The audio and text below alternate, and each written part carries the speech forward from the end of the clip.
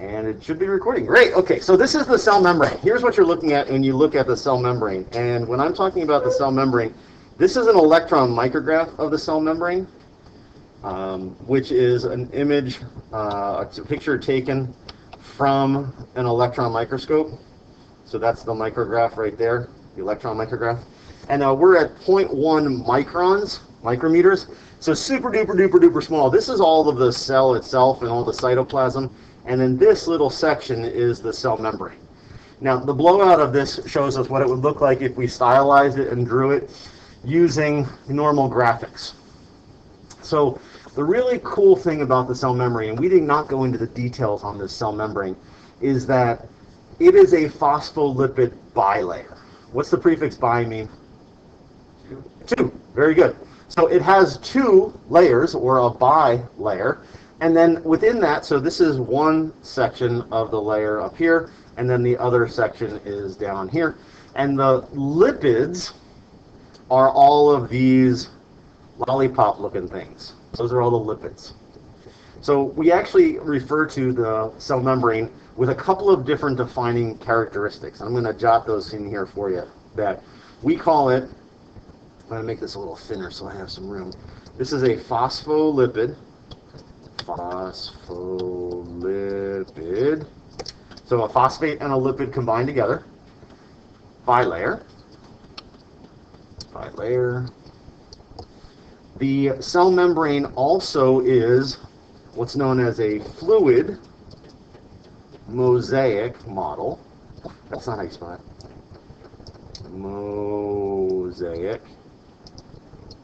So when we talk about mosaics, anybody know mosaics from art? So a whole bunch of little colored tiles, when you put them together, it sort of makes an image, and when you back up, you see all those images. So this would be a fluid mosaic model of a membrane, because you can see there are all these pieces and parts that are inside here that make up the membrane. When we dial back, all you see is looks like just a little outer layer. And we also define it as being selectively permeable. Selectively permeable. Permeable. Meaning that it allows certain things to enter and certain things to exit the cell. Think of it like a bouncer at a club, because all the time that you guys spend hanging out at clubs. Then the bouncers at the club are the things that allow materials or allow people into and out of the club. So selectively permeable says, well, only the best good things can get into these cells, unless they're invaders which have a way around them and sneaking through the permeability of the cell. But it's to be permeable, or to permeate, or to allow things to enter into it. So our cell membrane has a phospholipid bilayer in a fluid mosaic model that is selectively permeable, and it surrounds what type of cells? Eukaryotic cells or prokaryotic cells? Say it again. Say it again. Say it again. Try it differently. Try it differently. Both. There you go. There we go. We got the right answer. Yeah. Yeah. So it actually surrounds both types of cells. So every cell has a cell membrane, because every cell has to allow certain things to enter and exit. All right. So that leads me to a little story. Oh, too far. Too far. There it is. And little stories around the idea of diffusion. Now, I have to draw for you a little something here.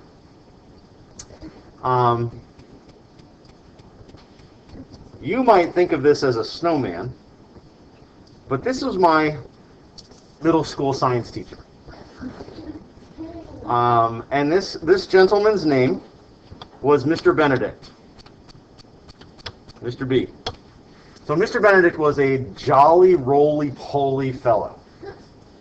About 6'5", and really close to 400 pounds. The gentleman never wore anything but Hawaiian shirts. They're the only shirts that he could find that would fit him. So he wore these shirts. But in middle school, we came in, and one day he came in, and all of the desks were in a circle surrounding Mr. Benedict. And so we all came in, and of course, as middle school kids, we said, "What's going on, Mr. Benedict?" And he goes, "Sit down!" We were like, "Oh." Mr. Benedict's mad. Okay. So we all sat down. He goes, take out your notebooks. We took out our notebooks. And he goes, we're going to learn about the movement of particles. We're going to learn about diffusion. And we're like, oh, okay. So we labeled our notebook diffusion. Whoa, too big. We labeled our notebook diffusion. And then he said, all right, diffusion is the movement. He says, write this down. So we're like, all right, movement of particles. And he said from high concentrations to low concentrations. So from high to low. So as we're writing concentrations, kid next to me, Brian Boswick, never forget his name, said to me, how do you spell concentrations? We would spell it out, so it's like concentrate.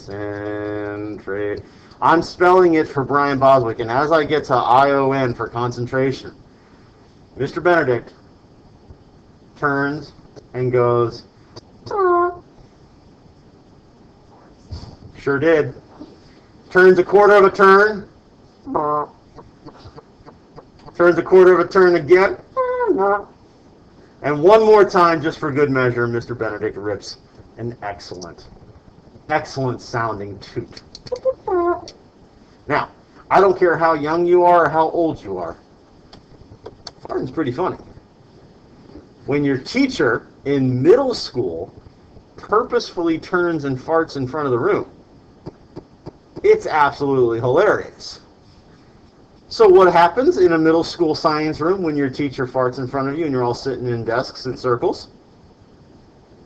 You laugh. Of course you laugh. And then what happens once you're done laughing? Oh no. You get the first whiff of Mr. Benedict's gas. Yeah. And so what Mr. Benedict was trying to demonstrate for you is that there was a very high concentration of smelly gas right there by Mr. Benedict's, don't make it rhyme, but, and a lot of particles of smelly gas that were then going to move from a high concentration to a low concentration, which means that they were going to spread out, and poor Brian Boswick had tears in his eyes, and little Mr. Citron was giggling and trying to write down his notes as these particles began to spread.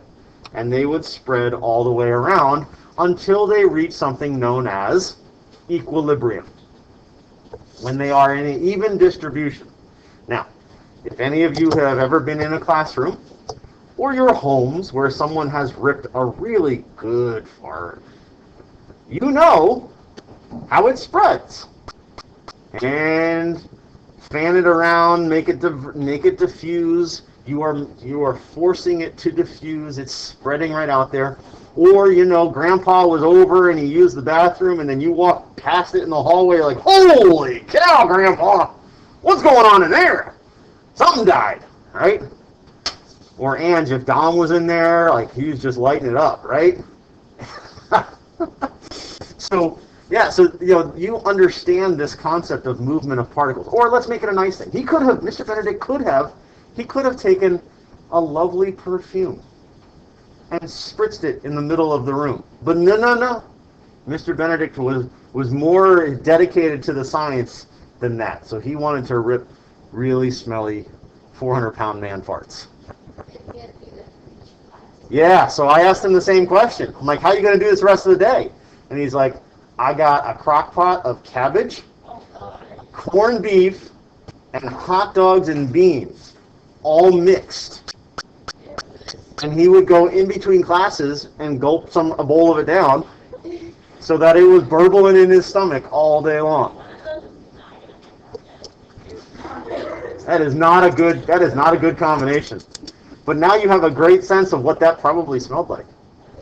Yeah. No bueno. No bueno there. All right, so now you know what diffusion is. You got it, right?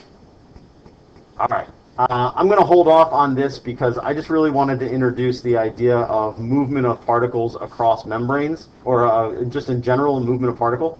So that's diffusion. That's my introduction. I'm going to stop this recording. I'm at 9 minutes and 47 seconds. Perfect. I like to keep it under 10, and we'll see how this recording turns.